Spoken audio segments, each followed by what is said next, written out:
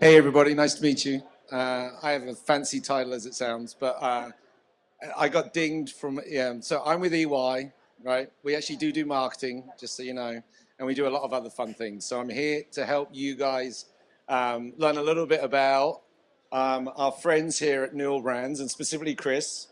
Kris is a seasoned veteran on this stage now. I think this is the second run. She's here all week. She's available for parties, bar mitzvahs, and so on. Anyway, so first of all, Kris, welcome. Thanks for joining us. I think many folks in the audience may have been earlier today and heard about some of the stuff that you're doing, but I would love you to share with this group a little bit about what is Newell Brands. You've got some really iconic brands and products in there, so maybe share that with the group. Okay, so Newell Brands is an $8 billion company. We sell in 150 countries around the globe. We have over 60 brands, and you've heard of some of them. If you've heard of Sharpie or Papermate or Graco, but how about Oster or Rubbermaid or Coleman or Yankee Candle? And that's just to name a few. We have as a mission, and we've had for over 100 years, to really light up the everyday moments that our consumers experience by using our products. And I don't know if you heard at the start, quick plug, this is Kris's shoes, and Kris's shoes were made with Sharpie product. So you're going to hear a little bit about that. So if anybody wants shoes like this, then talk to Kris. So Kris, one of the things, we recently did a survey around executives in the CPG and retail sector.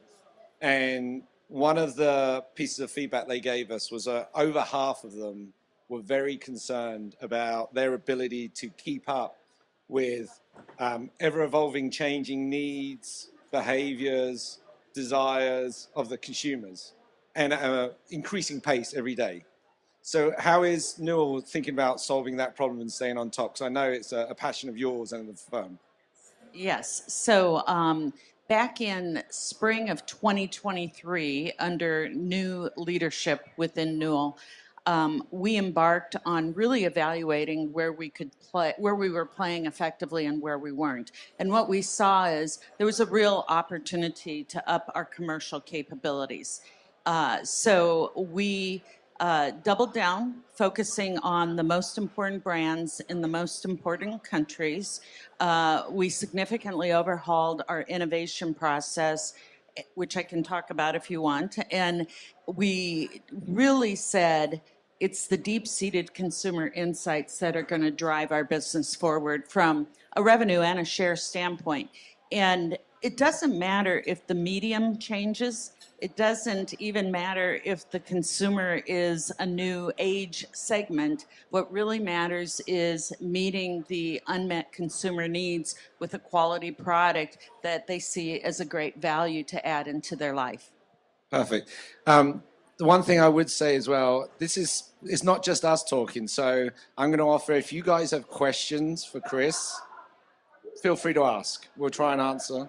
If you've got questions for me, I'll answer them as well, but mainly Kris. She's the star of the show here. But Kris, I do want to take you up on the offer. You said but I want to hear about the innovation process. Maybe you could bring it to life and make it a little bit real for this crew about how you do that. How did you actually bring that to life? Yeah, so we made sure that we had an innovation stage gate process. But what we did within that process is really looked at decision making, at the caliber of the people doing the innovation, and we significantly upgraded and really cut out all of the people who were weighing into a product but not adding value. So decision making is much more quick. Analytics are much deeper, and we are using new insight tools to be able to really best understand those unmet consumer needs. Perfect. And I love the first thing you said there about taking people out of the process that didn't need to be in part of the process. We're all equal. Some are more equal than others. And some have got better ideas and some have got good ideas. And how do you filter those out and make sure you're getting to an answer quickly as well? So, Kris, I know you're very proud and the firm's very proud of a couple of new products coming out. One is the Sharpie Creative Marker. Again, little brand here. But before we talk a little bit about how you specifically used insights to get to those two products, wonderful. I think that does a great way of starting to show how Newell's embedding the process. But maybe you could bring it to life for us on those two products about how you actually started the process and went through the process and maybe finished the process now. Sure. So it really started with understanding who was using our brands. And so on Sharpie, what we saw is people really get into Sharpie when they're in high school doing art projects or things like that, but it carries them into adulthood. And the Sharpie person is a bold, outgoing person who wants to make a statement, wants to make an impact in the world. Contrast that to Papermate. People start using Papermate when they're 6 years old or maybe even a little bit younger because it's introduced to them in grade school. And they love the bright colors. They love the joy of using all these colors. And they love the journey of learning and growing and developing themselves personally. So a Sharpie person will write a big poster and participate in a march, and the Papermate person will sit at home and journal or write a little bit of music, trying to better understand themselves. So by knowing who our users were, we had a wonderful thing happen to us: COVID. We're going to make lemonade out of that lemon. But people had more time to experience art. And about 50% of the people who were home with COVID realized that they were a creative or writing enthusiast. And these people are incredible consumers because they want to find out about new inks, new tip sizes, new ways of laying down product or making their own creation. And so the Sharpie Creative product acts a little bit like a paint marker in that you can use it on almost any surface, but it doesn't need priming or pumping. It doesn't bleed, it doesn't drip, it doesn't smear. It doesn't bleed through paper like original Sharpie did. And you get an incredible bold impact regardless of what color you're writing on, black or white. And then the Papermate Inkjoy Gel Bright is really for those journalers and for the people who want to doodle, and they love being able to write with the Papermate marker on any color of paper. So Papermate also writes as good on black paper as it does on white paper. So it was interesting when you guys shared that video with me before and my first reaction was, how is that not bleeding through the paper? Because that's my experience of Sharpies every time I do, and then I've ruined something underneath. So interesting. Maybe just talk to the team a little bit about the speed with where you've got those insights, because everybody here, if you've been involved in fast-moving consumer goods or in CPG retail, that's the lifeblood of the business, right? Is understanding consumers and then creating the right products to meet those. But I'm guessing that this was a little bit of a quicker process than going through a classic focus group, ask people what they want, and then try and interpret those results. So maybe can you share about how you got to those insights? Yeah, it was a combination of what I would call art and what I would call technology. So, and it was quick. We went from identifying the need to being ready to launch in less than 9 months. And historically, it would take us about 2 years to develop a product within the writing business. The art was really understanding compensating behaviors or pain points. And so doing a lot of physical observation is important to understand what's missing, because consumers can't tell you what they're not getting out of a product, but you see compensating behaviors or frustrated little sighs or things like that. And then you combine that with AI. Now, what I love about AI is it can scan reams of data very quickly and give you those nuances or those little tidbits of insight that you maybe wouldn't get from traditional research. And the other thing with AI is AI never tires out. So you can use AI and use AI if you've ever done traditional research and you question a consumer. They're good for at most 15 to 20 questions, and then they don't want to talk to you and they kind of shut down. And so by combining all those things together, we were able to really quickly identify home runs.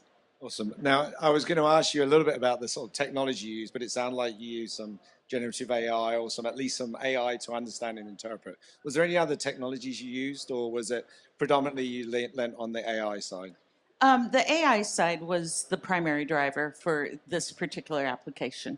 So one of the things that we're seeing, and in part of your field, is we're actually working with a client right now in the fast-moving consumer goods business, in the fashion business, and some of the challenges they have is just keeping up with the pace, right? To your point, going from a 2-year cycle to a 9-month cycle. If you think about fast fashion, 2 years, you've missed the fast fashion. You're in slow fashion, I guess, at that point, right? But one of the things that we're seeing is helping the product teams really use generative AI. And so the way this works is it looks across the internet, it looks across social, and it pulls it all together. And then it actually gives inspiration to the design community and says, how about this? How about this? Have you thought about this? So it's a way of staying ahead of trends and understanding, but it also doesn't work completely. So I'll give you an example. One of my colleagues is actually going to be talking about this at a different environment, but it was helping a fashion brand think about watches. And it collected all of this data, and it was around animals, and it was around prints and so on. So the generative AI picked up this, designed a watch. The problem was, watch wasn't in what it designed, so it designed a bracelet that didn't tell the time. So it still required a human to sit in there and go, actually, this is actually supposed to be a watch. But what it did do is it inspired them to think about new ways of thinking about visually demonstrating the time versus a dial, versus numbers and numerics, and augmenting the creative process. I think is a really interesting use case as we're going forward. I'm sure you're seeing that. Yeah, we definitely are. And the other thing, and this comes back to something we talked about briefly, you really need to get all the extraneous people out of the way on this. So one of the other things that Newell embarked upon, starting back in spring, is changing how we put brand teams together to make sure it's cross-functional, but very streamlined and efficient, with clear expectations on timing for decisions. You know, a lot of companies don't want to lean out and take a little risk, but it's by leaning out and taking a little risk that you really get the big idea that shows up. And it's okay to fail. I mean, if no one failed, we would all be perfect, and I don't think we are. Absolutely not. So I certainly not anyway. But so whenever I think about innovation, creativity, it's the you know, a lot of organizations talk about embedding it in the business and then in the way they do business. I always worry that's a little bit like putting somebody in a room and saying, be funny, right? Stand in front of me and be funny. And it's the same as being, be creative, be innovative, right? It's just, some people have that gene, some people have that DNA, some people can learn it. Can you talk to us a little bit about how you're trying to embed it into the DNA of Newell so that maybe when Kris is retiring or starts her own shoe brand, because she's been designing her own shoes, and Kris is no longer there, how does that live on beyond today? So providing the tools are the first thing, because none of us can just show up and be infinitesimally creative overnight. The other thing is, we were in a position where we really needed to jumpstart this. So we looked carefully across the leaders of our businesses, and we upgraded talent to make sure that we had the right people in place to lead this transformation that Newell was doing. And now we have hired in new roles, like we have a president of innovation and brand management that didn't exist before, and their function is to train and continually reinforce what it is we want to accomplish. And then I think the final thing is setting standards with KPIs. So we've identified something called the pillars of effective performance.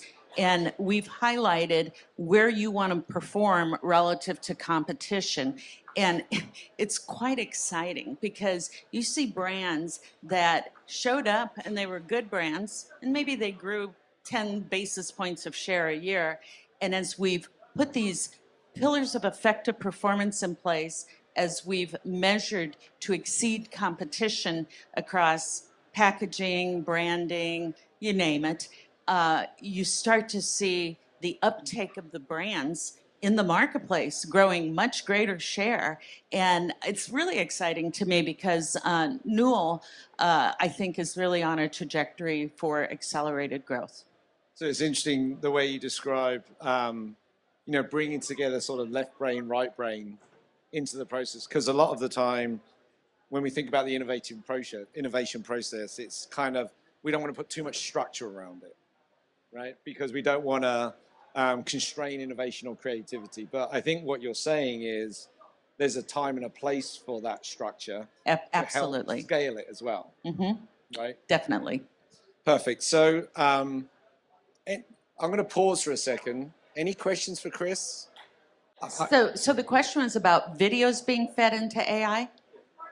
Yeah, so my experience was this observational research, really trying to tease out compensating behaviors or frustrating pain points. Then you have to feed it into the AI tool, and you don't always feed it in right, to the point he made about not putting the word watch. So one of the brands I run includes a stroller line, and we said, well, let's try to create the next generation of strollers.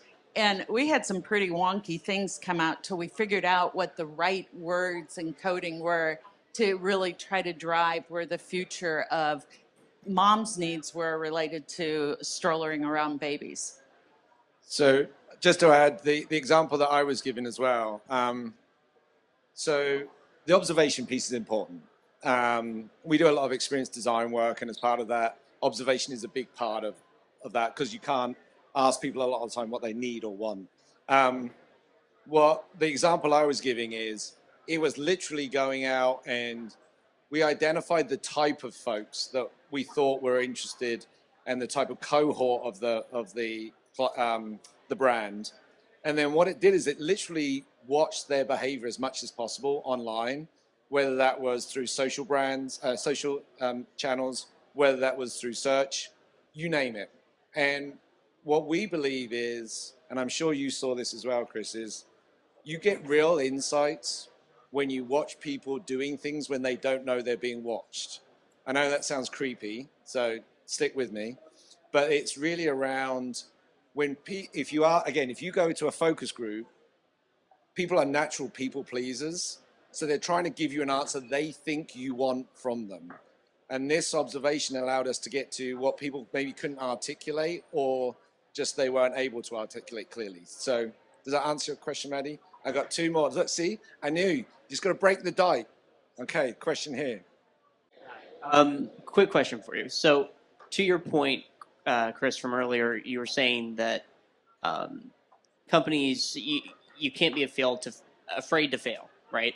How do you make that pitch to the company of saying, look, this is an innovation, and yeah, you could fail, but the upside's greater, and like if you're stagnant, you will definitely fail, because making changes, you will lose customers potentially, but also remaining the same for 50 years is just not viable anymore. So how do you make that pitch and get them on board with your idea? So you're talking to the internal team or to our board, or? The internal team. The internal team.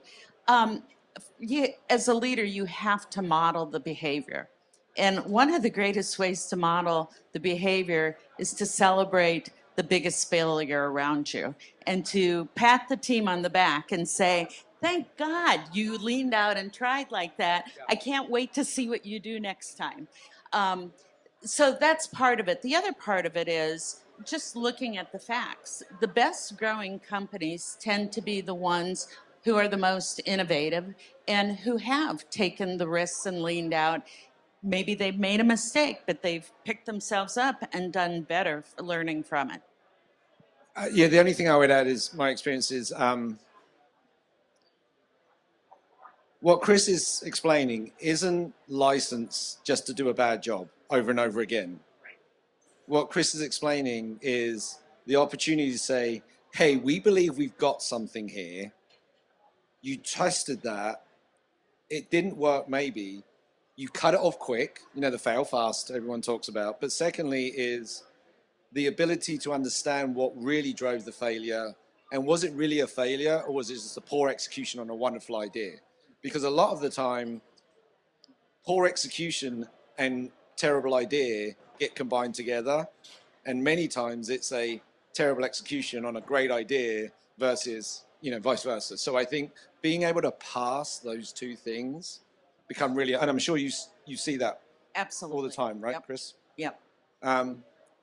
Anything else to add? Yeah, the last thing I would say is as you then embark upon this comes back to people think innovation is kind of an art. There's also analytic or science to it.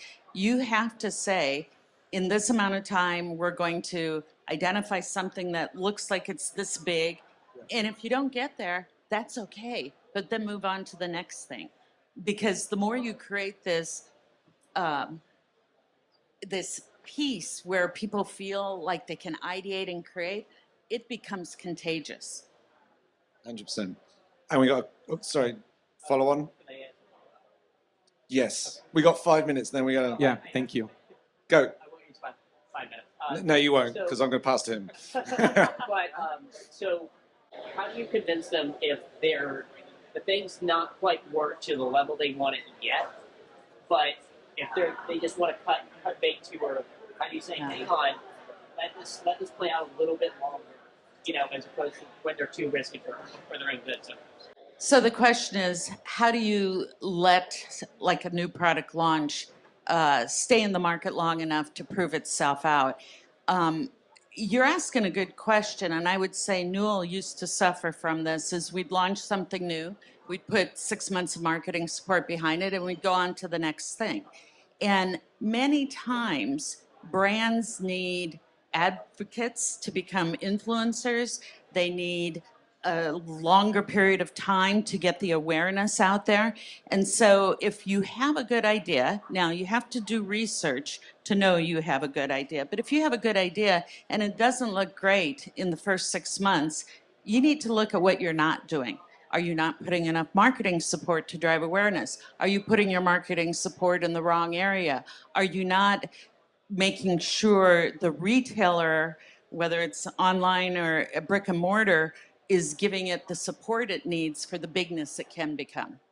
And I'll add one quick thing, and then we're going to... The second point is being innovative about your lead indicators, not just your lag indicators. And some of those lead indicators can be, did the competition react? If the competition react, you're onto something, even if you don't get the financial return yet. So just stay with it. So that's... Sorry, I've got... Yeah, I guess mine is really a follow-up to that question, whereas we're currently experiencing an economic cycle where, there is a push for profitability and shareholders don't have the same patience they had when it was a risk-on market. And so the internal messaging is quite clear. I wanted to ask that too, so thanks for that. How do you then balance also the messages externally for shareholders, innovations that fail, they may not have the same stomach like the folks internally? Yeah, so I'm going to answer that in two ways. You're going to have to be quick. Security's come to get rid of us. So. I think they're here for you. I think I was going to say, are we good? Are we? Do you have a question? Is that why? We don't see you. I didn't see you. There's nothing to see. Yeah. So what was the question? No, I'm kidding.